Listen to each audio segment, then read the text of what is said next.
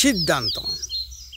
আমরা দিন দিন প্রতিদিন কোনো না কোনো সিদ্ধান্ত নেই। কিছু কিছু সিদ্ধান্ত ক্ষণস্থায়ী কাজের সিদ্ধান্ত, কিছু কিছু সিদ্ধান্ত অনেক জীবনে বড় ইম্প্যাক্ট নিয়ে আসে।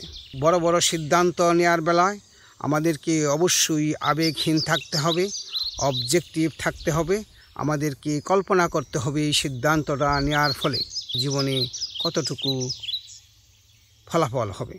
যদি পজিটিভ ফলাফল হয় তাহলে তো ভালোই, আর যদি নেগেটিভ ফলাফল হয় সেই নেগেটিভিটি থেকে আপনি মুক্তি পাবেন কিনা সেটারও ব্যবস্থা করে নিতে হয়।